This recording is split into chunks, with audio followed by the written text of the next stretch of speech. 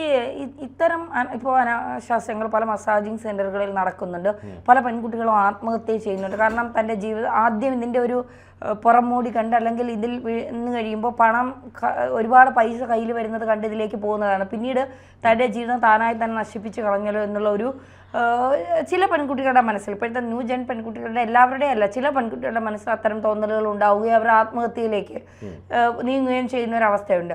എന്തുകൊണ്ടാണ് ഈ മസാജ് സെൻ്ററുകൾ മുഴുവനെന്ന് ഞാൻ പറയുന്നില്ല, കുറേ ശതമാനത്തോളം, ഒരു പകുതി ശതമാനം ഈ അനാശാസ്യ പ്രവർത്തനങ്ങൾ നടന്നിട്ടും അധികാരികളോ പോലീസോ ഇതിൽ കൂടുതൽ ശ്രദ്ധ ചെലുത്താത്തത്?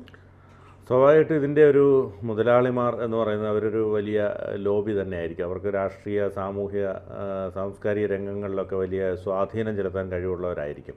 സ്വാഭാവികമായും പോലീസ് ഉദ്യോഗസ്ഥരെ അടക്കം ഇവർ സ്വാധീനിക്കാം. അല്ലെങ്കിൽ പോലീസ് ഉദ്യോഗസ്ഥർക്ക് കൃത്യമായ പടി കൊടുക്കുന്നുണ്ടാവാം. അല്ലെങ്കിൽ പോലീസ് ഉദ്യോഗസ്ഥർക്ക് ഇവിടെ ഉള്ള സേവനം ഫ്രീ ആയിരിക്കാം. അങ്ങനെയൊക്കെയുള്ള കാര്യങ്ങളുണ്ടെങ്കിൽ സ്വാഭാവികമായും ഇത്തരത്തിൽ ഒരു പരാതി ലഭിക്കുമ്പോൾ ഇവർ സ്വാഭാവികമായും ഈ പോലീസ് ഉദ്യോഗസ്ഥർ തന്നെ ഇവിടേക്ക് വിളിച്ച് പറയും, ഞങ്ങളിപ്പോൾ റെയ്ഡിന് വരുന്നുണ്ട്, എന്തെങ്കിലും അനാശാസ്യപരമായ എന്തെങ്കിലും ഉണ്ടെങ്കിൽ അത് പെട്ടെന്ന് മാറ്റിക്കോളൂ എന്ന് പറയും. സ്വാഭാവികമായിട്ടും അങ്ങനെ ഒരു നിർദ്ദേശം ലഭിക്കുന്നതിൻ്റെ ഭാഗമായിട്ട് പിന്നീട് വരുമ്പോൾ അവിടെ യാതൊരു തരത്തിലുള്ള ഇതും കണ്ടെത്താൻ കഴിയുകയില്ല.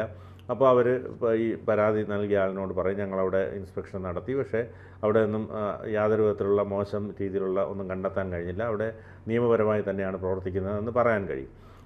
ചിലരെ സംബന്ധിച്ചിടത്തോളം ഇത്തരത്തിൽ ആ സമയത്തും കൂടുതൽ പൈസ വാങ്ങാൻ ഇത് പ്രേരിപ്പിക്കുന്നുണ്ട്. ഇപ്പം ഇത്തരത്തിൽ ഒരുപാട് പരാതികൾ വരുന്നുണ്ടെന്ന് ഇതിൻ്റെ ഓണറിനെ അറിയിക്കുമ്പോൾ സ്വാഭാവികമായിട്ടും അവർ ഒരു മാസം കൊടുക്കുന്ന പൈസ ചിലപ്പോൾ അടുത്ത മാസം അതിൻ്റെ ഇരട്ടിയാക്കി കൊടുക്കാനും ഒക്കെ ഉള്ള സാധ്യതയുണ്ട്. പക്ഷേ ഇതൊരു വലിയ ബിസിനസ്സായി വന്നുകൊണ്ടിരിക്കുകയാണ്. സ്വാഭാവികമായിട്ടും ഇത് നിയമപരമായി നടത്തുന്നത് കൊണ്ട് കുഴപ്പമില്ല.